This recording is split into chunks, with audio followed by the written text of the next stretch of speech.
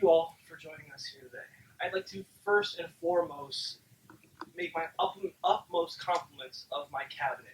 In our 1.5 days, we've made stark, and I mean stark improvements. First and foremost, I'd like to praise our Chief Commander of Law Enforcement for his use of non-lethal riot police. With the help of our non-lethal riot police, we've been able to aid in the protests and the riots going down, because riots are worse for people than they are for the country. Excluding any sort of damage that might go on to the nation around us, we fear for the hurt people that get hurt in riots. And using our non-lethal force from the riot police, we've been able to greatly aid the people of Iran and keep them safe. Furthermore, from an economic standpoint, I'd like to applaud our cabinet and our China negotiations. With our close ally of China, we've been closely working on a trade deal soon to come out of how to greatly improve the Iranian GDP in the upcoming years. Also, I'd like to tackle an issue that was brought to the attention of large countries such as China and the United States. Such as the United States, and how they've done nothing about it. The Saudi Arabian government has made a large, sizable donation to the Iraqi presidential candidate. We can now move into questions and answers. Any questions from the International Press Delegation? So you stated that you now are using non-lethal riot police in order to contain riots that are occurring within Iran's borders, but these civilians who are rioting are still Iranian civilians. If it's non-lethal riot police, does that still prevent them from getting seriously injured, or is that still on the table for you? So our overall aim in Mission Riot Police is not to hurt our citizens at all. It's more of just containment and the stopping of a protest to emerge into a riot where other people get hurt. The riot police are instructed to use non-lethal force in any sense and to not hurt unless they are being directly threatened for their lives. What does the Cabinet of Iran think about the resolution that passed on the Security Council concerning Yemen? Could you expand on that, please? What was the take on the Iranian Cabinet on the resolution that passed on the Security Council? That's something that we have not currently fully debated, and that's something I'm not fully qualified to answer right now, but I'd love to get back to you. There's time for one more question. Go ahead. What have you been discussing in your cabinet recently that the press has not been privy to? And that's something I'd really love to draw attention to, is the Saudi Arabian influence in the Iraqi presidential campaign. Recently, an Iraqi someone who's going for presidency spot has received a large donation from the Saudi government, detailing something such as 3 Ferraris and a yacht. It's evident, and I mean evident, that the Saudi government here is looking to influence the election, and they're taking away the self-determination that the Iraqi people deserve. And it's no secret that the Saudi Arabian government and the United States are close allies. And I'd be not surprised at all if this was a result of American imperialism, which we will not stand for in the Middle East at all. We'd like to reserve the self-determinism of the Iraqi people and give them a free country. Thank you, Delegate.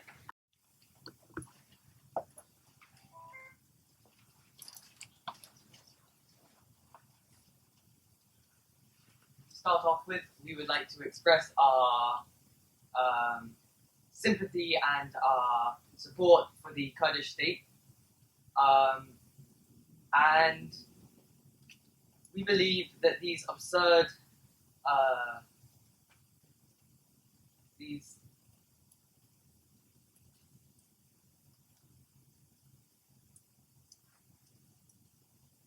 Iran has sent troops into Iraq while they say that we are giving a delegate money, which is not true.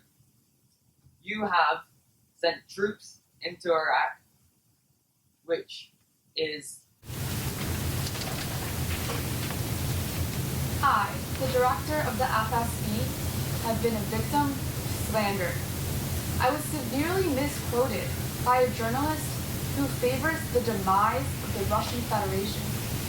I, in fact, was speaking out against the grave injustice of disinformation campaigns, For my entire career, I have spoken out against deceivers of the truth.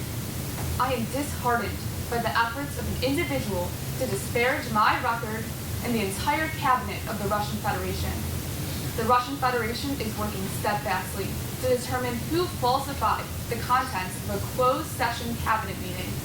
But rest assured that all involved will be held accountable. Thank you.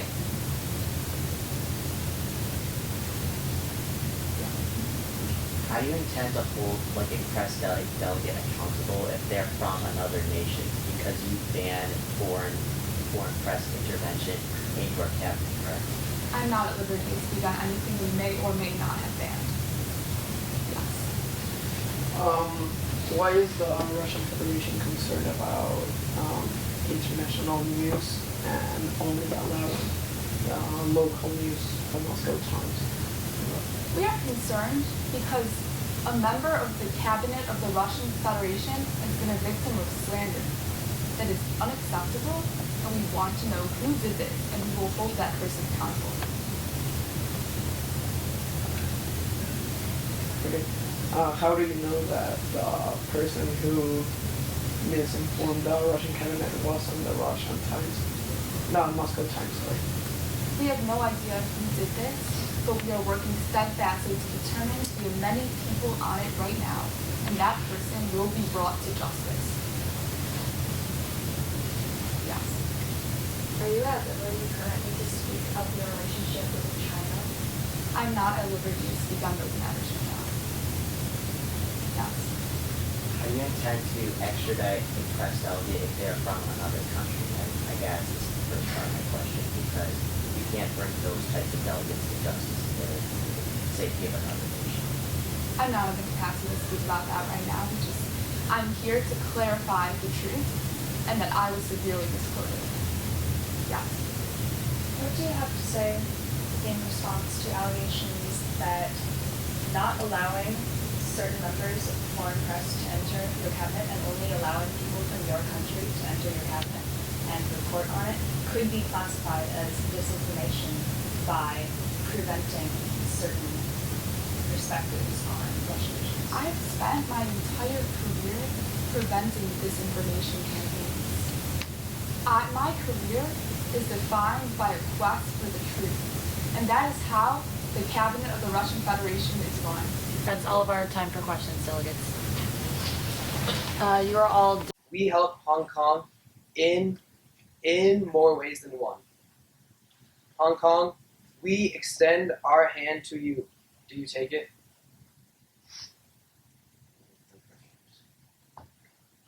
How exactly are you aiding the Hong Kong police in their peaceful attempts to diminish the protests?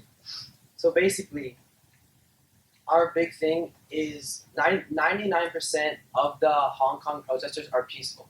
We're fine with that. However, there is a 1% that is violent. China is committed to finding that 1%, and prosecuting them, and prosecuting them. Yes. Why has China been using misinformation through accounts on social media to alter the perception of the Hong Kong protests? Western media has only been basing their facts on Hong Kong media and not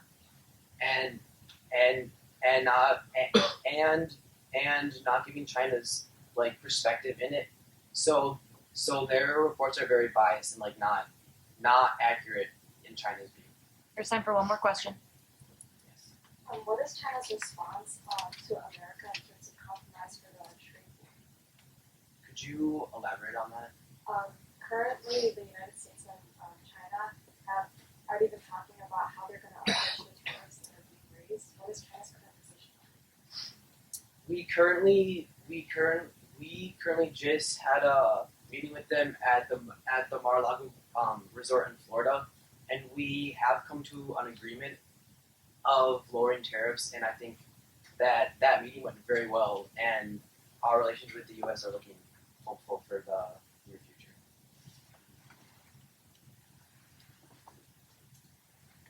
The delegate from the U.S.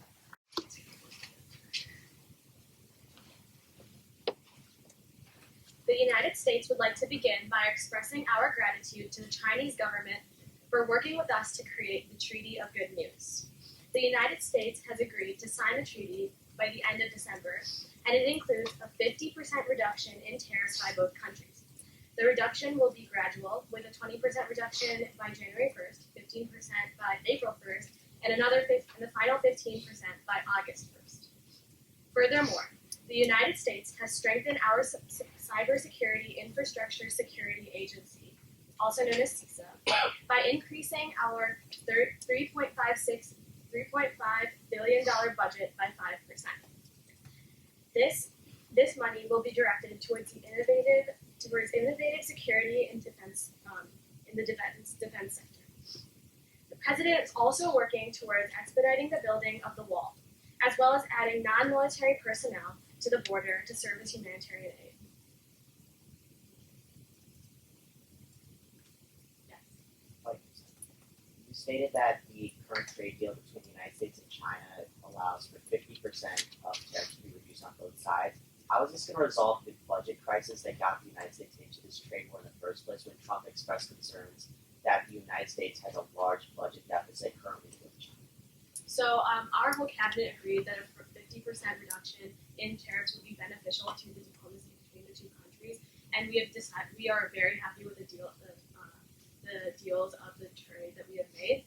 So I think currently we are not really looking for it. Is the U.S. going to stop issuing cyber attacks on foreign powers? We are further developing our response towards that. We have yet to discuss it. Is the funding for the wall going to come out of another portion of the budget, or will it be come from the increase in taxes? It's going to come out of our budget. I think the Secretary of Homeland Defense. There's time for one more question. What does the delegate have to say to defend her country's actions regarding refugees who are being treated inhumanely in such centers? So we are still working on a solution towards that. Current proposals include expanding facilities on the border, and also we have added non-military personnel. We do know about the crime statistics there, so to add these non-military personnel to really help with the humanitarian aid will help the migrants. Thank you, delegate. Lastly, the delegate from Russia. I, the director of the FSB, have been a victim of slander. I was severely misquoted by a journalist who favors the demise of the Russian Federation. I, in fact, was speaking out against the grave injustice of disinformation campaigns. For my entire career, I have spoken out against deceivers of the truth. I am disheartened by the efforts of an individual to disparage my record and the entire cabinet of the Russian Federation. The Russian Federation is working steadfastly to determine who falsified the contents of a closed session cabinet meeting. But rest assured that all involved will be held accountable. Thank you.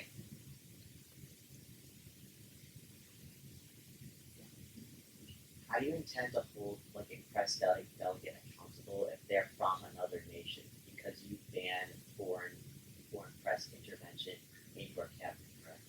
I'm not at liberty to speak on anything we may or may not have banned. Yes. Why is the Russian Federation concerned about international news and only allowing local news from Moscow Times? We are concerned because a member of the cabinet of the Russian Federation has been a victim of slander. That is unacceptable, and we want to know who did this, and we will hold that person accountable. Okay. How do you know that the person who misinformed the Russian cabinet was in the Russian Times? No, Moscow Times, sorry. We have no idea who did this, but we are working steadfastly to determine we have many people on it right now, and that person will be brought to justice. Yes. Are you at liberty currently to speak of your relationship with China? I'm not at liberty to speak on those matters right now. Yes. How do you intend to extradite the press delegate if they're from another country? I guess this is the first part of my question, because you can't bring those types of delegates to justice if they're in the safety of another nation. I'm not in the capacity to speak about that right now. I'm here to clarify the truth and that I was severely misquoted. Yes.